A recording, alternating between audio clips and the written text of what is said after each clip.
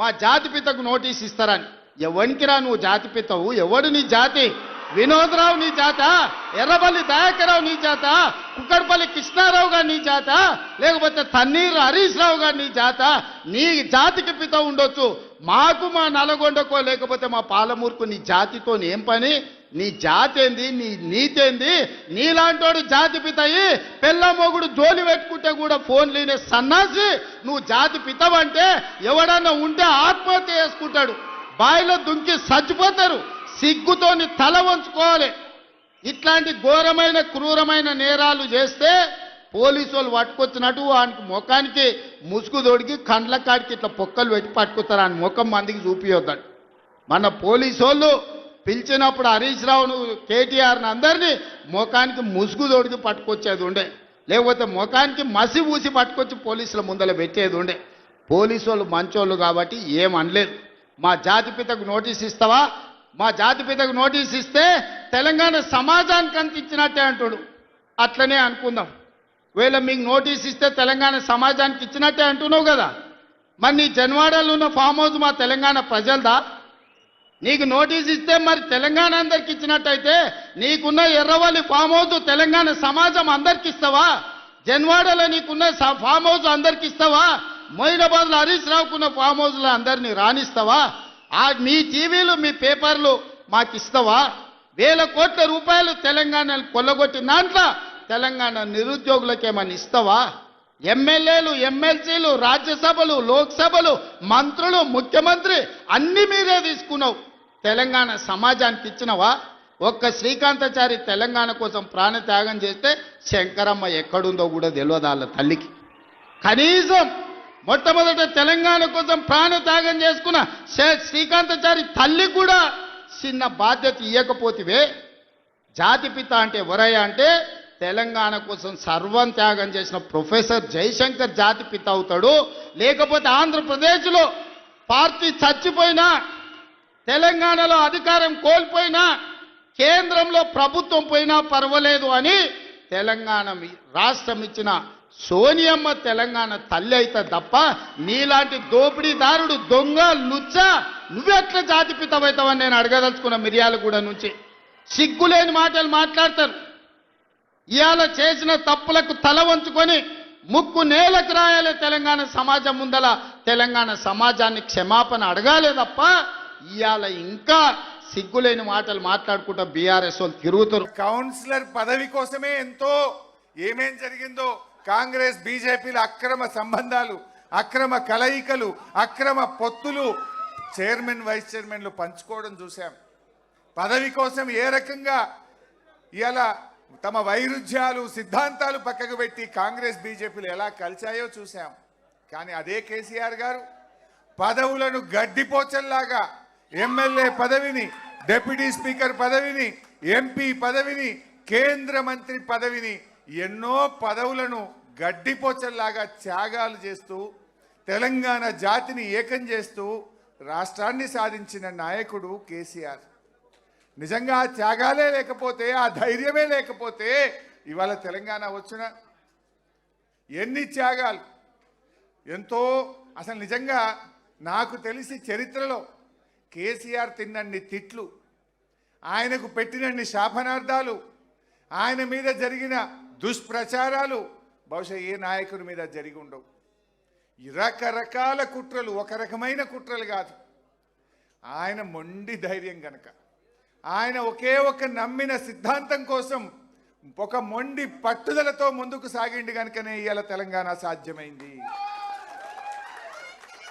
ఎక్కడ ఆయన మీద వచ్చిన అభాండాలు, దుష్ప్రచారాలు, ఆయన మీద జరిగిన కుట్రలు ఎక్కడ అధైర్యపడ్డా, ధైర్యం సన్నగిల్లినా, ఎక్కడ వెనకడుగు వేసినా ఇవాళ తెలంగాణ రాష్ట్రంలో మనం ఉండేవాళ్ళమే కాదు. ఎన్ని కుట్రలు, ఎన్ని అపవాదులు, ఎన్ని దుష్ప్రచారాలు, ఎన్నెన్నో ప్రలోభాలు. ఏ ప్రలోభాలకు కూడా తలగ్గకుండా చివరికి తన ప్రాణాన్ని సైతం, ఇంకా ఏమవుతుందో మేము ఆయన చూడ్డానికి నిమ్స్లో వెళ్ళినప్పుడు మా కళ్ళల్లో నీళ్లు తిరిగేవి. డాక్టర్లు మమ్మల్ని పిలిచి ఏమన్నా జరిగితే మమ్మల్ని తప్పు పట్టుకోవద్దు, ఆయన చివరి దశలో ఉన్నాడు, మీరు ఆయనని కన్విన్స్ చేసుకోండి అని డాక్టర్లు కుటుంబ సభ్యుల్ని పిలిచి చెప్తే మా కళ్ళల్లో నీళ్లు తిరుగుతున్నాయి. కానీ ఆయన దగ్గరికి వెళ్ళినప్పుడు మాత్రం అదే మొండి ధైర్యం. మీరు నన్ను అధైర్యపరచడానికి నా దగ్గరికి రావద్దు, నన్ను విరమించమని చెప్పడానికి నా దగ్గరికి రావద్దు. నాకెక్కడో నమ్మకం ఉంది, తప్పకుండా తెలంగాణ ప్రకటన వస్తుంది. నేను ఒకే మాటతో బయలుదేరాను, అయితే తెలంగాణ జైత్రయాత్ర లేదంటే నా శవయాత్ర అని నేను బయలుదేరాను. నేను దానికి కట్టుబడి ఉన్నాను తప్ప మీరు ఈ రూమ్లోకి వచ్చి ఆ నిమ్స్ ఆసుపత్రిలో నన్ను అధైర్యపరచొద్దు, దీక్ష విరమించమని రూమ్లోకి రావద్దు అని మాకు చెప్పేవాడు. వాడికి నేను చెప్తా ఉన్నా, ఏ జాతి అని అవాకులు చెవాకులు పేలుతున్నా అల్పుడికి అల్పులకు చెప్తా ఉన్నా, రాజ్యతంత్రం నడిపిన రాణి రుద్రమ్మ జాతి మాది. జల్ జంగల్ జమీన్, జల్ జంగల్ జమీన్ అని కొట్లాడిన కొమురం భీముడి జాతి మాది. అస్తిత్వం కోసం అమరులైన సమ్మక్క సారలమ్మల జాతి మాది. కోటల మీద జెండా ఎగిరేసిన బహుజన వీరుడు సర్వాయి పాపన్న జాతి మాది. భూస్వాముల దోపిడీ మీద పోరాడిన దొడ్డి కొమురయ్య జాతి మాది. బరిలో బందూకు బట్టి దేశ్ముఖులను తరిమి కొట్టిన వీరనారి సాకలి ఐలమ్మ జాతి మాది. సామాజిక విప్లవకారుడు భాగ్యరెడ్డి వర్మ జాతి మాది. సిపాయిల తిరుగుబాటు బావుటా ఎగరవేసిన తుర్రెబాస్ ఖాన్ జాతి మాది. ప్రాంతం వాడు మోసం చేస్తే ప్రాంతంలోనే ఉప్పు పాతర వేస్తామన్న కాలోజీ జాతి మాది. నా తెలంగాణ కోటి రతనాల వీణ అని మాట్లాడిన అని చెప్పిన దాశరథి జాతి మాది. 1952లో గైర్ ముల్కీ గో బ్యాక్ అని నెత్తుటి త్యాగాలు చేసిన విద్యార్థి అమరవీరుల జాతి మాది. 69లో కర్కశ కాంగ్రెస్ కు వ్యతిరేకంగా పోరాటం చేసి 69 మంది అసువులు బాసిన యువ కిషోరాల జాతి మాది. మలిదశ ఉద్యమంలో ఢిల్లీ మెడలు వంచిన తెలంగాణ జాతి మాది. అణువణువున ఆత్మగౌరవం తొనికిసలాడే జాతి మాది. నీతి ఉన్న రీతి ఉన్న తెలంగాణ జాతి మాది. నీకేం తెలుస్తుంది అని చెప్పి వాడిని అంటా ఉన్నా.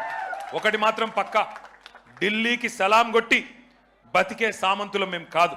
నిటారుగా నిలబడ్డ వెన్నుముక ఉన్న తెలంగాణ భూమి పుత్రులం ఆ జాతి మాది. సామంతుల జాతి కాదు, స్వతంత్రుల జాతి మాది. బానిసకొక జాతి కాదు, గిరిగీసి కొట్లాడే తెగో ఉన్న కేసీఆర్ జాతి మాది. ఢిల్లీకి ఇస్తే ఎగిరే కీలుబొమ్మల జాతి కాదు మాది. అధిష్టానం ఆడిస్తే ఆడే తోలుబొమ్మల జాతి కాదు మాది. తెగువ ఉన్న పౌరుషం ఉన్న భూమి పుత్రుల జాతి మాది. పరాయి వాళ్ళ పంచన చేరి కిరాయి బతికే జాతి కాదు మాది. సోయి ఉన్న సొంత శక్తి ఉన్న జాతి మాది. ఏ జాతి నీది, ఏ జాతికి జాతి పిత అని అడిగిన సన్నాసికి ఇవన్నీ చెప్తా ఉన్నా.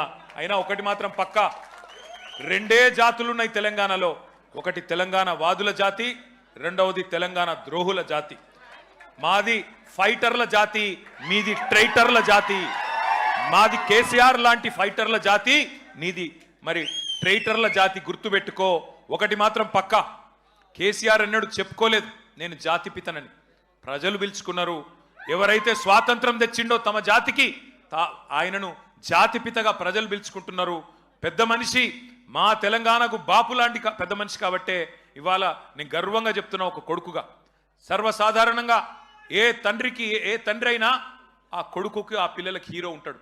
కానీ నా తండ్రి ఇలా తెలంగాణకు హీరో. అది తెలంగాణకు జాతికి మొత్తానికి హీరో. ఇది వాస్తవం. కొంతమంది మాట్లాడుతున్నారు ఆనవాళ్ళు చెరిపేస్తామని. ఆనవాళ్ళు జరిపేస్తాం కేసీఆర్ అని మాట్లాడుతున్నారు. కేసీఆర్ గారి జన్మదిన సందర్భంగా నేను చెప్తా ఉన్నా, తెలంగాణనే కేసీఆర్ ఆనవాళ్ళు కదా, తెలంగాణనే కేసీఆర్ ఆనవాళ్ళు కదా, తెలంగాణ రాష్ట్రమే కేసీఆర్ ఆనవాళ్ళు కదా. దాన్ని ఎట్లా జరిపేస్తావురా సన్నాసి? నువ్వు మమ్మల్ని ఎన్ని తిట్టినా, ఎన్ని బూతులు మాట్లాడినా ఒకటి మాత్రం వాస్తవం, ఆయన ఒక శిఖరం, నువ్వు ఒక శునకం. ఆయన ఒక శిఖరం, నువ్వు ఒక శునకం. నీ స్థాయి గదే, నీ బతుకు గదే. అందుకే నీకంటే ఇవాళ తెలంగాణలోని పుట్టిన ప్రతి బిడ్డకు తెలుసు.